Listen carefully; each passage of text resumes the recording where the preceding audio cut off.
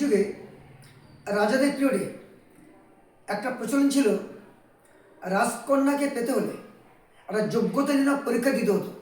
রামায়ণে দেখুন, রামচন্দ্রকে হরধনু ভঙ্গ করে তবে সীতাকে পেতে হয়েছিল। মহাভারতে অর্জুনকে মাছের চোখের দিকে না তাকিয়ে চোখ বিদ্ধ করে তবে দ্রৌপদীকে পেতে হয়েছিল।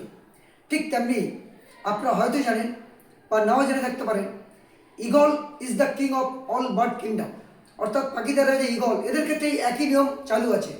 যদি কোনো মেল ঈগল বা পুরুষ ঈগল কোনো ফিমেল ঈগলের সঙ্গে সাথ দিতে চায় বা মিশতে চায় বা মেট করতে চায়, তাহলে কিন্তু সেই ফিমেল ঈগলটা তাকে অনুমতি দেয় না, তাকে যোগ্যতা নিয়ে পরীক্ষা পাস করতে হয়। যোগ্যতা নিয়ে পরীক্ষাটা কি না, ফিমেল ঈগল একটা ডাল নিয়ে অনেক উঁচুতে ওঠে, মেল ঈগল নিচ দিয়ে উঠতে থাকে, ফিমেল ঈগল ওই ডালটা ফেলে দেয়। যদি মেল ঈগল ওই ডালটা ধরতে পারে মাটিতে পড়ার আগে, তাহলে সে তার সঙ্গে মিশতে পারবে। যদি মাটিতে পড়ে যায় তাহলে সে রিজেক্ট হয়ে গেল। আবার অন্য মেল ঈগলকে এই টেস্ট দিতে হতো। অর্থাৎ এর মূল কথা হলো, যোগ্য লোকের সঙ্গে সাথ দেওয়া দরকার, যোগ্য লোকের সঙ্গে মেশা দরকার, বন্ধুত্ব করা দরকার, চিন্তা ভাবনা এবং সর্বাঙ্গীন উন্নতি হয়।